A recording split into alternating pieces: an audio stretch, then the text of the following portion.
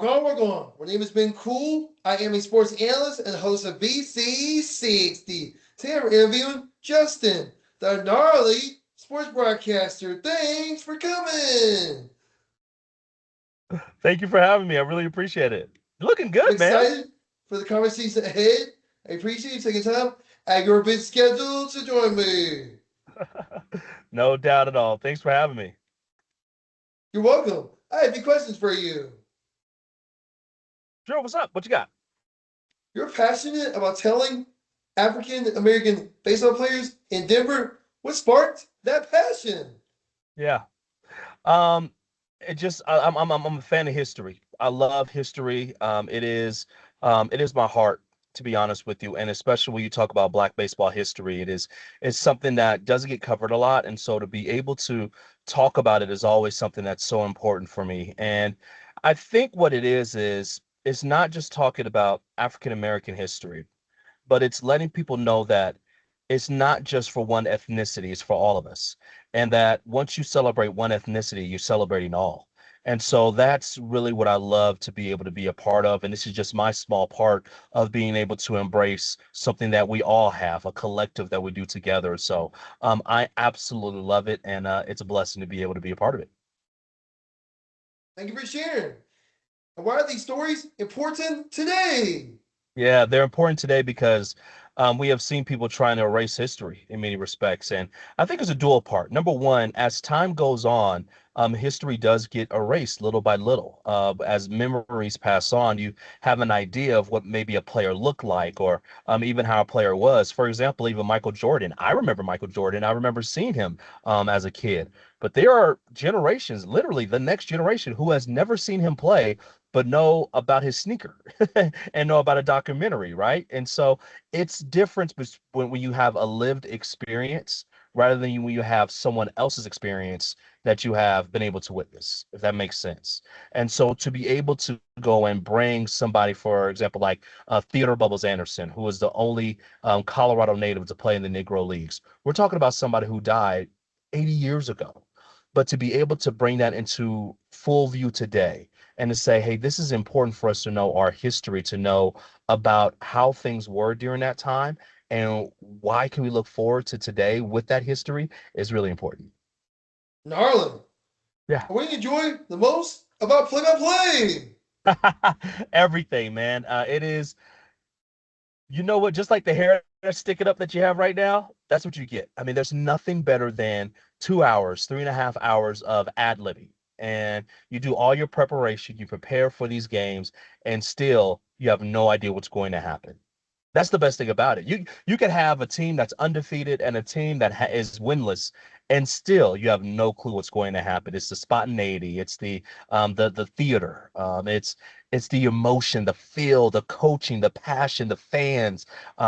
It's people watching at home, trying to get away from whatever is going on in their personal lives to say, I'm going to watch this game and it's going to give me some joy. That's what I love about it. It's always something that I love to do. I'm very passionate about it, and it's a blessing to be able to call games. Rock on. And how you prepare before a game? Talk to coaches, talk to players. The number one thing I will always say is this, is that you have to go into a game knowing what the story is. So for example, I talked a little bit earlier about if it's a team that is undefeated and you have another team that is winless, then you have a story there. That's the story that you start with. Or you can have two teams that are battling for the final playoff spot. That's another story. Or you can have two teams that are really bad and one is looking for their first conference win. That's the story. And so it's important to be able to go into a game first to make sure that you know what your story is and then who are the characters, right? So it's kind of like on a chessboard. Okay, now we know what the story is. Who are the characters in this chessboard? We may have the leading scorer here, or the leading rebounder, or the conference player of the week. You put all those different things together, you talk to the coaches, and you develop it throughout the story, throughout the game rather. I would tell you one biggest thing that has really helped me out a lot: the ball tells the story. So you cannot predetermine what you think the game is going to be. You have to be prepared for anything to happen. And so you can have it to where you think, okay, this star football player, right? He's thrown a touchdown pass every game. This is what it's going to be about. Well, it could be about the defense who intercept them 4 times, right? The ball will always tell the story, and that's how you're able to be a really great broadcaster. Awesome. Thank you for sharing. Yeah. And if you could call any sporting event in history, what would it be? Oh man, Super Bowl, right? Everybody would love to call the Super Bowl. I think that would be the number one thing that I would love to be able to do is to call the Super Bowl. But in order to get there, you have to go call the minor game. Well, I won't say minor. Excuse me. No, no. You treat every game like it's a Super Bowl, and that's how you get there. Is you treat every game like it's important, every game like it means the most, and um, I just love the joy of the game, the opportunity to be out there. I mean, it's there's nothing like it to be able to do it. And so, when you do it well, you'll be able to go and be the eyes and ears of fans who aren't there. And then at the end of the day, realize this: whether it's the Super Bowl, whether it's Little League, you are getting paid to call a game that other people have to pay to be at. You get paid to be there. If you never forget that, that's one of the things that really stands out. I would love to work for the Charlotte Hornets. That's right. Well, come on, man. You gotta go. We gotta work together, right? We gotta make this happen sometime soon, right? I would love to. Well, I would too as well. We'll figure out a way how to get this done. I would love to be able to have you out there. Maybe we could do a mock game or something like that, and go over some highlights, man. I think that'd be pretty cool. I would like that. Let's do it. Let's do it, man. We'll figure it out. All right. And who would you want alongside you? Who would I want to work alongside me? Wow. In history or currently? So how about me? I mean, well, let's do it. What are we waiting for? Let's do it, man. You Let's and I, do let's it. find a game. Let's do it. Yeah, let's do it. Let's do it, man. We'll figure out a game, and we'll have some fun, man. I think it'd be great. I mean to say in history, but I was saying me. Yeah, no. I'm talking about you and I. I'm not talking about history. I'm saying you and I. Let's do this thing. But also, if you are asking in history, I would say John Madden is. Come on, man. I mean, play by play, John Madden with the boom and all that other stuff. You can't get any better than John Madden to do a game with. I would love, obviously passed away, but to be able to be with those legends are pretty cool. I've had actually coaches that I've known for years who I've been able to do games with.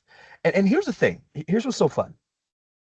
When you do a game with a former player or a coach, the best part is to get inside their mind. That's really where play-by-play is good. Now you're getting me into my bag right now.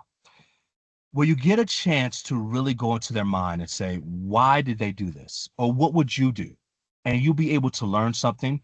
It's not only good and beneficial for me as a play-by-play broadcaster, but I also feel that's great for the audience too.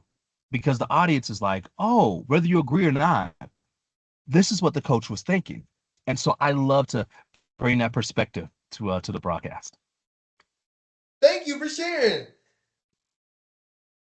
Thank you so much for taking the time Anytime, to sit down with anytime. me for an interview. It was an absolute pleasure to speak with you. Hear your insights, your stories, and perspective are inspiring. A great one for opportunity to learn from you. Yes, sir. Hey, I appreciate you too, man. Give me a high five. Come on, let's do a high five. Come on, high five. High five. I appreciate it. And come back again soon. Will do, my friend. Thank you. Rock on, rock on. That's the end of my show. See you soon, everyone.